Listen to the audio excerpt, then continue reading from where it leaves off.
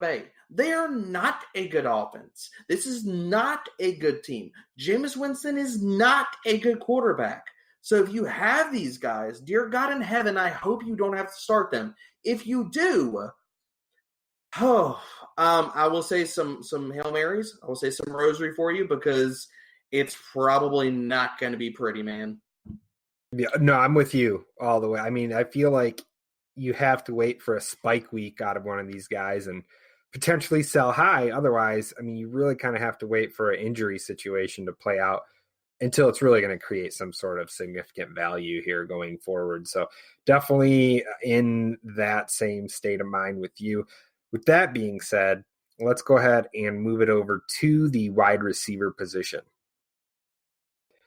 Derek, first question I have for you here going into week 4 with wide receivers, Terry McLaurin is pretty much going to be the chalk in DFS this week, but I have kind of a different question I want to pose to you. Has this guy reached must start status already in week 4? If he is healthy and he's out there, yeah, he sure as heck is, because this is a guy that he's seen the air yards, he's seen the targets. He is the number one wide receiver in this offense. And I know this offense is bad, but as years past have shown us, an offense does not have to be good to produce a good wide receiver, in the sense that, like last year, like the Bengals were not great by any stretch of the imagination, but Tyler Boyd was. Years past, Allen Robinson, Blake Bortles has never #been good. Yes, for fantasy, he had his moments. The Jaguars, not so much. Terry McLaurin, if you got him, if he's healthy, and I know we've seen him with the hamstring and it's popped up and stuff, if he's active in your season-long leagues, I don't understand how you don't start him, because the guy at the very precipice of the bottom of his projections is a wide receiver 3 with upside. He's shown that. Like, what else does he have to do to show you that he's the wide receiver 1, he's going to get air yards, and the touchdowns are definitely in play every week? No doubt. And I mean, the other thing you have to think about going forward is, let's say Washington makes a QB change, or we see Case Keenum take another beating like he did on Monday night. And an injury forces a quarterback change. Well, that just so happens to be the old college hookup there with Dwayne Haskins. So, I mean, there's a little added bonus there, even if there were to be a change at quarterback. So, I mean, it seems like it would only play out for the better moving forward. And, it's not like he's a production machine, but when you look at, how consistent he's been already as a first-year player, first 3 games, it definitely is eye-popping to see kind of how consistent he's been, which is, for us, hey, we love consistency in fantasy. So, moving on to some guys that have been a bit of a surprise, if you will, people that we didn't really expect consistency from, kind of some dart throws maybe later in your draft. Pretty much nobody was taking a shot on Demarcus Robinson, but definitely in best ball, I have some shares of Mecole Hardman. And with these two guys, we've seen Sammy Watkins explode in week 1. We kind of talked about this last week. But now that it's been 2 weeks in a row where both of these guys, and I'm speaking, of course, of Robinson and Hardman, both of them getting into the end zone, are you safe starting, both of these guys over a guy like Curtis Samuel or John Ross, or kind of, maybe like DK Metcalf or DJ Shark, something like that? Like, what do you kind of think about that group of receivers in that area? So for this week per se, I think Mecole is always in play because of his big play upside, even if the targets have not been there. Robinson, I worry about a little bit more. I like the fact that Mecole Hardman runs most of his routes from the slot. As far as these other mix and match wide receivers, what are the other names that you threw out there? Would you start him over somebody like, say, Curtis Samuel this week? And I mean, is it like I guess for me, this, and let me say this before I throw kind of this short list at you. I guess one of the things for me that I would be looking at as a tiebreaker, if you will, is something I've looked at for a while, which is who's throwing the passes to these guys. And, well, of course, for the Chiefs, it's none other than Pat Mahomes, who's been pretty much unworldly, and now he gets his first game indoors in a meaningful NFL game. So just can't tell you as a Lions fan how excited I am for this. But I mean, when we talk about these two guys as the kind of secondary passing options, here behind Kelsey and behind Sammy Watkins, and we talked about this on our Superfan Battle and our previews here. Of course, the Superfan Battle is coming out every Friday here on Next Fan Up. But I mentioned with Nick, our chief superfan, that I really expect the Lions to employ a similar strategy this week like they did on Zach Ertz last week in week 3, which is just double team the hell out of the guy, and they bracket him and take him completely out of the game. I think if we see something like that, you're going to have to start Robinson and Hardman, going forward continually. And I think that's just going to kind of play in their favor. But I mean, let me give you another guy. Like, what about John Ross? Would you rather play John Ross? You just mentioned the Bengals pass catchers, but what do you think about those guys compared to Ross? I don't want any part of John Ross. I don't want any part of John Ross this week. I would take the Chiefs wide receivers over that because of the quarterback they're tied to. I don't want any part of Andy Dalton this week. What about DK Metcalf? DK Metcalf is in a great spot. The Cardinals' I agree. secondary is absolutely atrocious. And for all the things we talk about in Dynasty and things of that nature, because DK Metcalf can run one route really well. Well, guess what? This week, that could come in super handy because the Cardinals' secondary is terrible. They're not even a word for as bad as they are this year. So I like DK a lot this week. I feel like I'm blanking on one of the other guys you're talking about.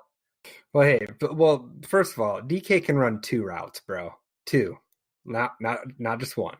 So the flat of the bubble screen is that what I'm forgetting here? Oh, he can hit that. He can hit that deep post. he either makes the slant or he doesn't. So, but hey, that's how. Well, kudos to Seattle though. That's how they're using the guy. So yeah, I mean, I have nothing wrong with it. And like you mentioned, he's in a great spot. But the other guy I kind of threw out there and was DJ Chark. But let me ask you this.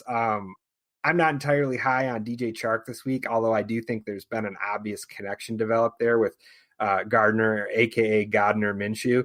But, I mean, would you start any of the Chiefs receivers over, DJ Chark or are there any other guys that you're high on? Like, I think there's a particular Jaguars receiver that you're pretty keen on this week. So I love the Chiefs guys. I think they're all in play. I think Mecole Hardman, like I was talking about, and Robinson are both in play because tied to Patty Mahomes. I mean, you always want some of that action because weekly, if Patty Mahomes goes for 3 or 4 touchdowns, you got to believe that one of those touchdowns is going to go to one of those 2 guys. And if it does, then it's Yahtzee. Then your flex spot is just lighting up that week. As far as Jaguars, man, like I don't want any part of DJ Chark this week.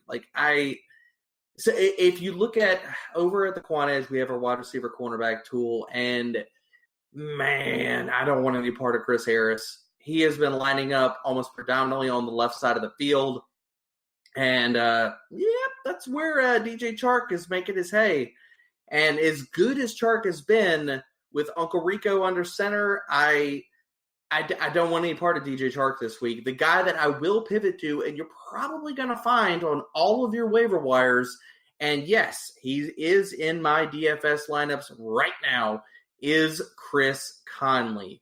I like him a ton this week. So if you are desperate and destitute at wide receiver, Chris Conley, I promise you, even in the deepest of leagues, unless you're playing 20-team leagues, Chris Conley is probably out there. And if you are in no man's land and you need some help, Chris Conley is the guy that I think you should go to this week. He is seeing an ADOT of 14.5. He is facing the turnstile that is Isaac Yiadom on the outside. He has 4.3 speed versus Yiadom is 4.5. We saw Yiadom get burned to a crisp last week, and I highlighted this in my wide receiver cornerback matchup article last week and again this week, that MVS went off last week and was the most productive Green Bay wide receiver last week. Do you know he faced in coverage? Yes. you better believe it was Isaac Yiadom. And so I think that's who Conley gets this week. If you need the desperation play on the upside, I'm not going to tell you that the rest of the game is going to be pretty, but I do believe that Uncle Rico throws some crazy no-look passes in the way of Chris Conley this week.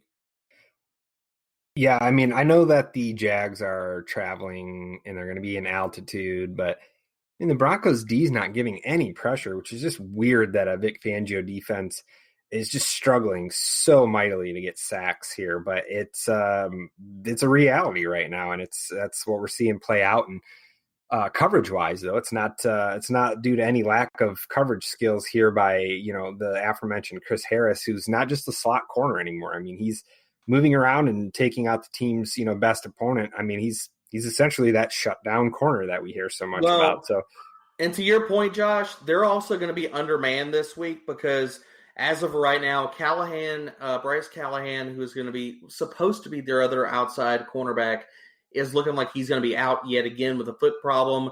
Kareem Jackson, their slot corner, is also possibly going to be out. I want to believe off the top of my head it was a hamstring issue. So Chris Harris is rolling out there on his lonesome with two backup cornerbacks. So as much as Dede Westbrook has been dust, I like Chris Conley and Dede Westbrook a whole lot more than I like DJ Chark this week. So if you're in that spot, it's two names to consider because as much as people have been burned by Dede Westbrook in the last few weeks, and I know his ADOT is a laughable 5.2, but he could still run past these backup cornerbacks. They're two guys to consider this week.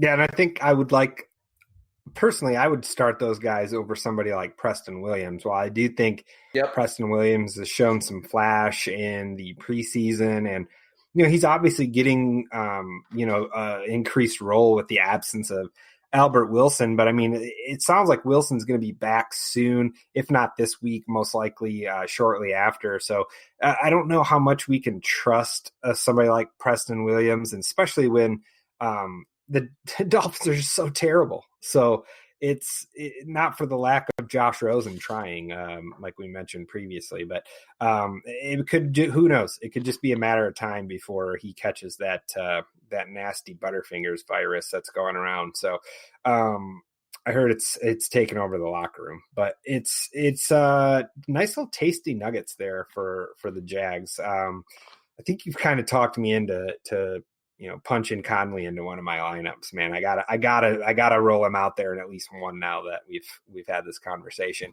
So one guy that I wanted to talk about real quick here, D-Bro, that a guy I was about to write up in preseason. I had this over at, and I'm not really producing much fantasy content these days, but one of my last pieces over at Fantasy Pros, I had wrote up this big blurb about Philip Dorsett and how underrated he was, and how he's actually one of the most trusted targets in New England. And, I had a couple nice little stats out there. And then Josh Gordon got reinstated, and then they signed Antonio Brown. And so that kind of got buried, but lo and behold, there is no Antonio Brown. There is maybe no Josh Gordon this week. It sounds like Julian Edelman is going to be out there. He's been practicing in a limited fashion all week. But boy, I heard quite the fire stat the other day that 6 of Brady's last 10 touchdowns have gone to none other than Mr. Philip Dorsett. What do you think about Dorsett here going forward the rest of the season, especially this week? So I'm gonna rewind a little bit to move this thing forward. I had Philip Dorsett in 2 of my DFS lineups last week. He was in my Millie lineup. So if that tells you anything about what I think about Philip Dorsett. There we go.